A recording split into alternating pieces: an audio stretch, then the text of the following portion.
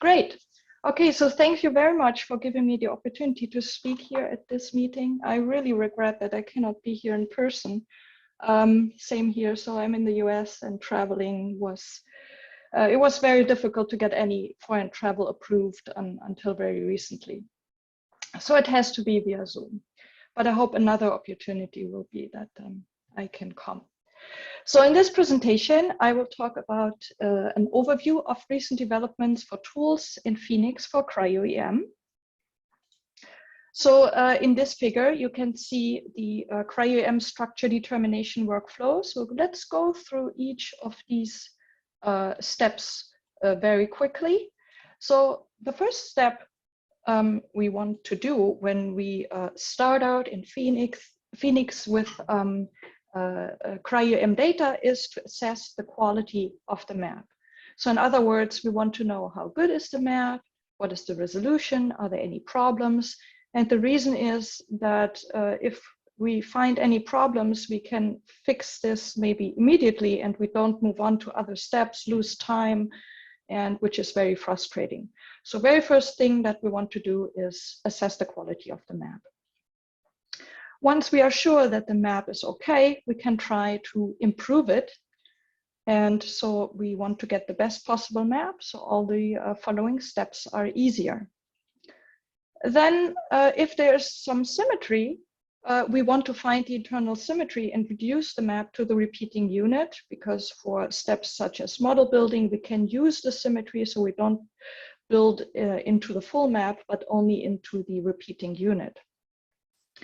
And once we have done all these map operations, what we are going to do is to get an atomic model into the map. And for this, we have several choices.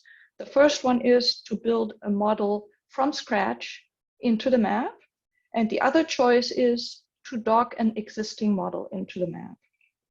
Once we have a model that is superposed to the map, we can refine it. So we refine atomic model parameters against the map. So in Phenix, this is done in real space. And after each refinement step, we have to validate. So we want to know, is the model okay?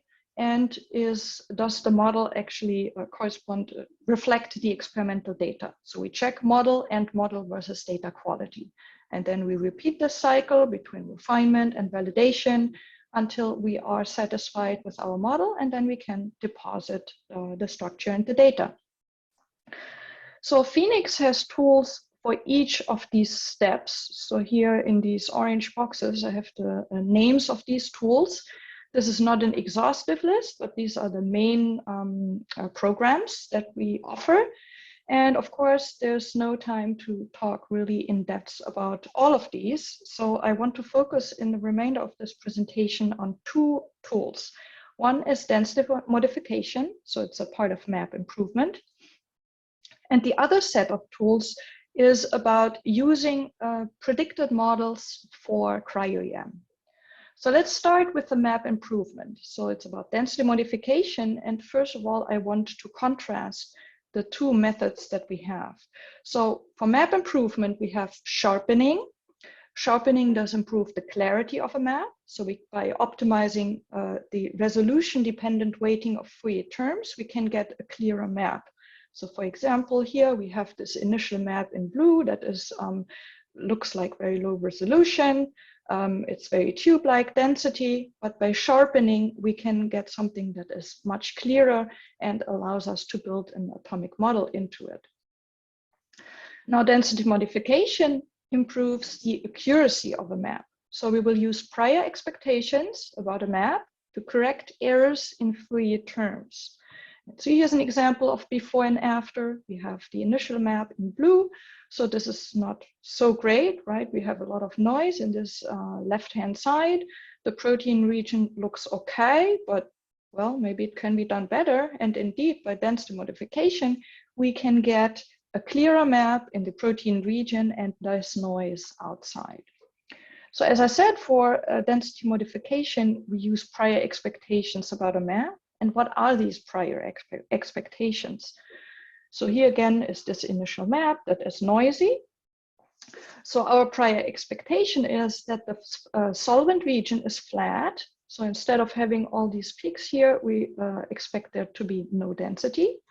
And we also expect that the distribution of the density in the protein region should match typical protein. So the histogram should have a certain shape. And so for density modification, we will use expectations about one part of the map to improve the rest of the map.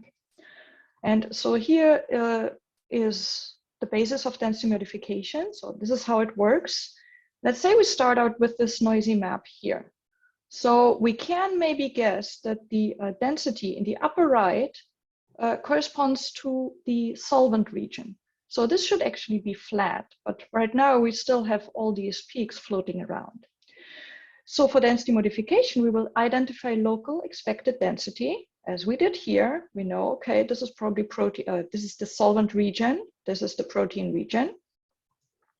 And then we find Fourier coefficients that are consistent with the expected density and also with the information we have from the experiment, so the map. And if we do this for each Fourier coefficient, we can improve the density everywhere, and hopefully we can get a clear map such as the one on the right here, where we have a flat solvent region, and the density in the protein region has connectivity, is shaped like a protein, and this one most likely will allow us to build an atomic model into it. So this is the same for X-ray and cryo-EM. So this principle of density modification. So here's an example of a densely modified apoferritin map, which has the resolution is 3 angstrom. On the left, we have the original map. On the right is the density modified map. So on a quick glance, they look quite similar. But if we look at a couple details, we can see that the density modified map has more accurate features. So let's focus where this yellow arrow is here. So in the original map, we have this tube-shaped density. In the density modified map on the right, we have this little protrusion here. And so this is the main chain. We have here the CO group. So this allows us now to place the CO group with much more confidence. If it's just a tube, we don't really know where the CO group is. It could kind of rotate around, move a little bit left, right. But here we have a much better idea. Same in the second example where the red arrow is. So here again, we have this tube-shaped density. On the right, we have this protrusion for the CO group. And there's a third example. That's the blue arrow here in the lower right corner. In the original map, we have this just big density here. So we don't really know where's main chain, where's side chain. So it's a bit challenging to model this. In the density modified map, we have a clear separation for this phenylalanine side chain and the main chain. So the density modified map has a few more features that let us build a more accurate model. So here's a summary where I also add a few more points. So to do density modification, we use half maps. And it works best if the errors in unrelated Fourier coefficients are uncorrelated. So the errors in the map, they should not be local. They should be global. And usually we look out for an improvement in resolution of about 0.1 to 0.3 angstrom. So here's an example output, what you get when you run density modification in Phenix. You get these two plots of the Fourier shell correlation. And so in orange, we have the FSC curve for the original map. In blue, we have it for the density modified map. So at low resolution, we have the FSC is close to 1, and then it decreases at higher resolution. And so for the blue map, we have a systematic shift of the curve to the right. And this corresponds to an improvement here of about 0.1 to 0.3 angstrom. I want to add that it's possible to do model-based density modification, but this may reinforce errors and can introduce model bias. It's usually something that we want to avoid. But if it's something we really want to try, it's possible to use multiple models, and then we can introduce some uncertainty. So it is something that can be done. So now I want to go to the next set of tools, and this is about predicted models. So I guess everyone has heard about AlphaFold and how well these predicted models predict protein structures. So here's just a quick summary of how that works. So in order to predict a model, we start with the amino acid sequence. And AlphaFold will then do something called the multiple sequence alignment. So it will try to find amino acids that are more likely to mutate and also correlations between them. It will try to find similar structures. In AlphaFold speech, this is called templates. And then it tries to guess which amino acids are likely to be in contact with each other. So in other words, this will use the fact that residues that co-vary are probably close in a 3D structure. Then it uses a first neural network to figure out which parts of the multiple sequence alignment are more informative, and a second neural network to build a model. So starting with the amino acid sequence, we get a structure model. So these structure models can be very accurate, but they can also have some flaws, or they can be very wrong. And so let's discuss this a little bit. So the multiple sequence alignment is the key information in predicting a model. So here's an example, and that's for part of the structure of 7MJS. So here we have the sequence coverage in the figure on the left. We have here different colors for the sequence identity. And in the x-axis, we have the position. So here for residues 0 to about 130. And in black, we see the sequence coverage. So we see that for residues 0 to about 100, we have pretty good sequence coverage. And then sequence coverage drops. And so the sequence coverage is closely related to the confidence. So in an AlphaFold model, each residue comes with an estimate of its confidence, and this is called the PLDDT, or predicted local distance difference test.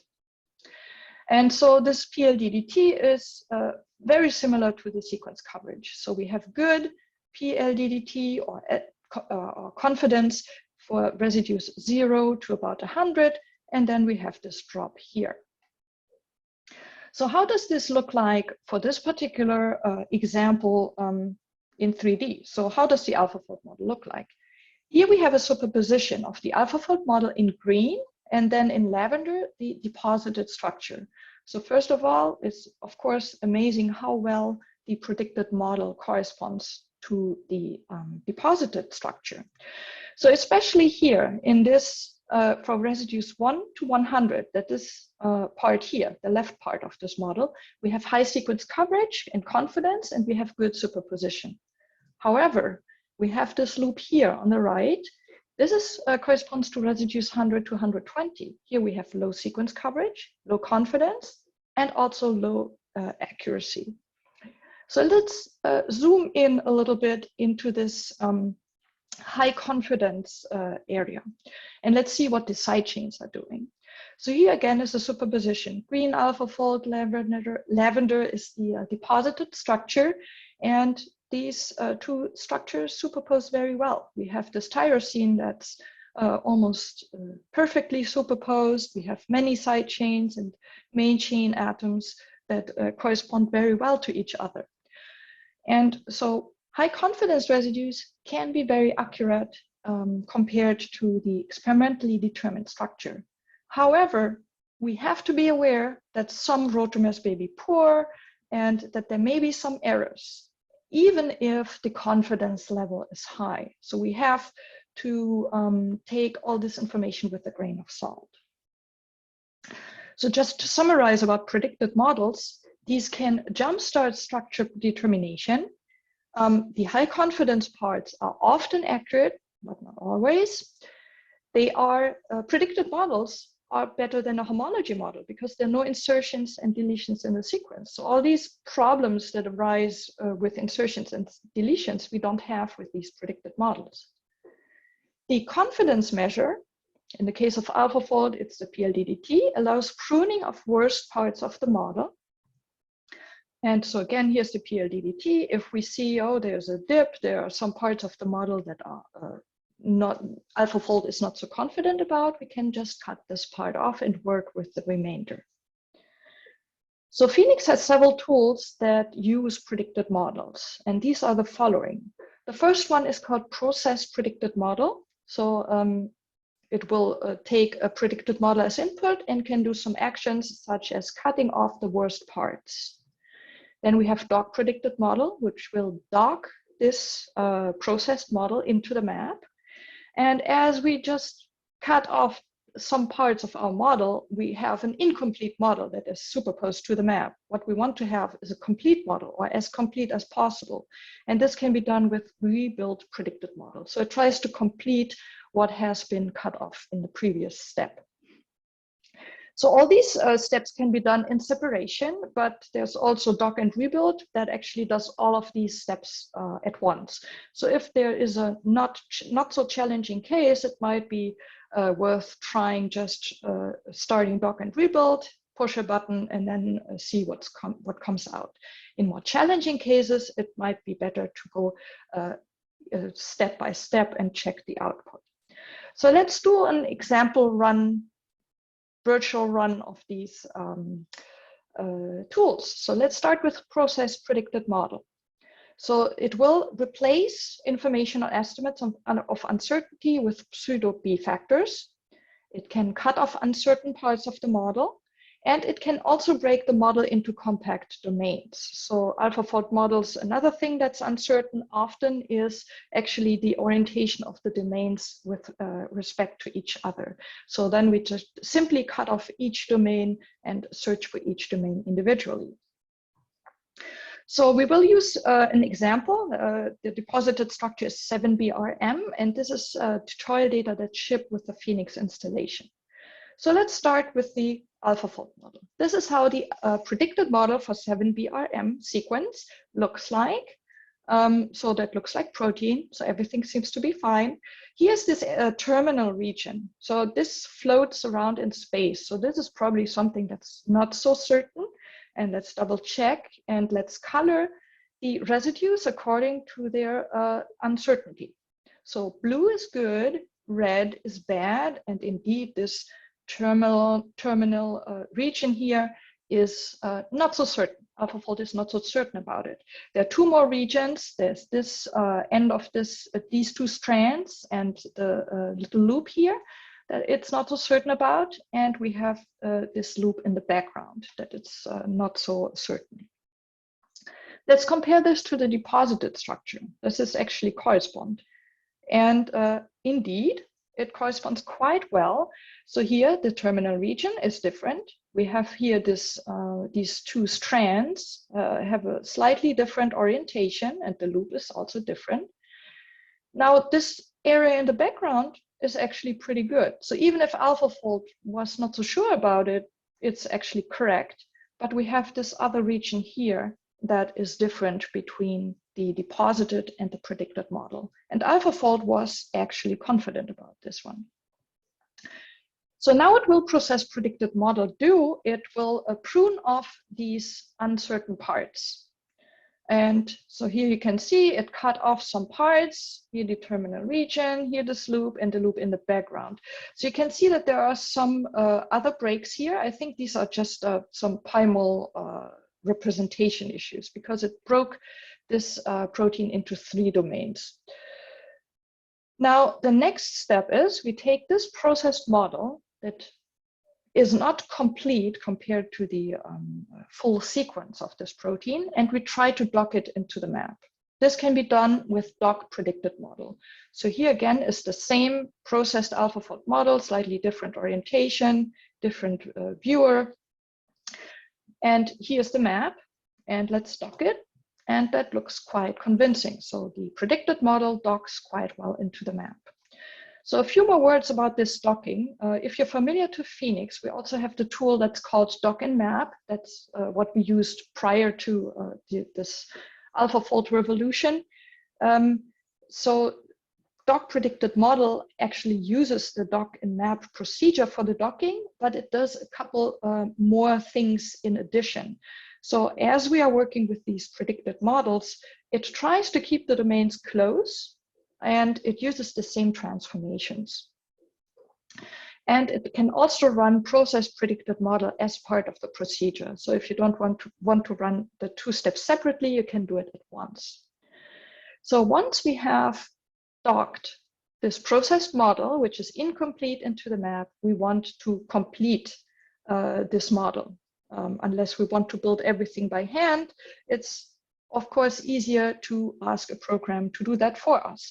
And this can be done with rebuild predicted model.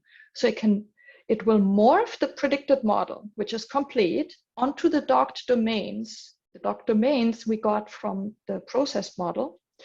And then it tries to rebuild all the missing parts of the using the density in the map. And so here I have again a superposition. Blue is the docked AlphaFold model, which is incomplete. And in red, we have the rebuild AlphaFold model. So we can see that we have a quite good superposition here in this area on the right. And here on the left, it changed a little bit the input model. And we can also compare this to the deposited model. And the rebuilt AlphaFold model looks quite similar to the deposition. We have some difference here at this terminal region. Also, this loop here didn't work quite right, but this is a good starting point for then maybe do this iteratively or to do some manual changes. Now, the question is, can we even go a step further? So here's again the example we talked about earlier when I discussed the accuracy of the models, right? Here's this model where the AlphaFold prediction built this bad loop. So can we use a rebuilt model where the loop is cracked as a template for AlphaFold, and can we then get a better AlphaFold model? So let's see what that actually means. So when we just use an AlphaFold model, we start out with a sequence. AlphaFold does the multiple sequence alignment, does this 3D prediction, and then we get this model. And I hope you remember the left part here was very good. The loop was pretty bad. But then if we go through this Phenix procedure of processing, docking, and rebuilding, we get a better model. Can we use this better model and feed it into AlphaFold and get a better output?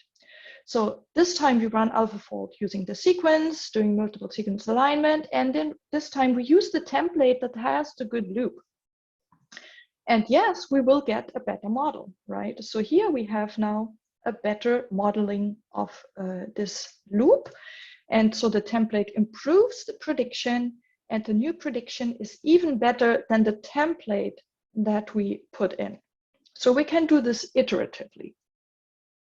So in summary, for predicted models, the predicted models are great hypotheses for protein structures. We have to be aware that parts of these models are accurate, but some parts are completely wrong.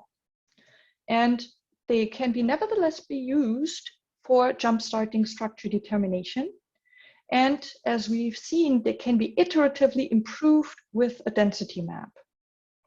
And this allows a completely new workflow for structure determination, and it's very exciting. I'm sure there will be many more things that will be developed in the next months or following years. So here's some further reading and material. On our documentation page, we have a dedicated section for working with predicted models. So you can also access a Google Colab and run AlphaFold with your sequence.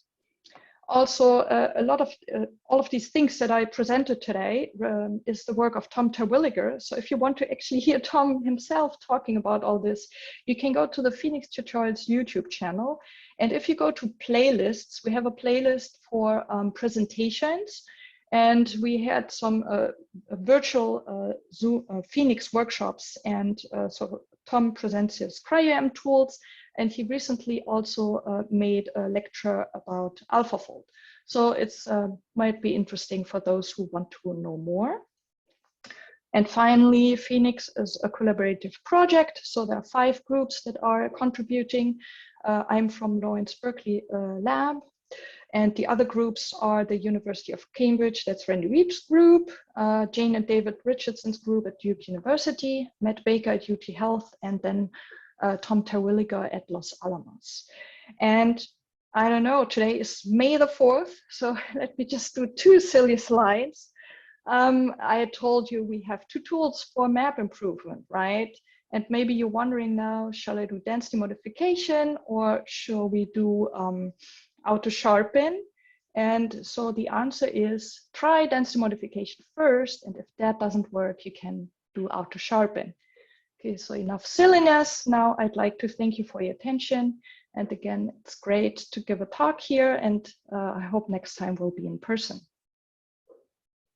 Thank you.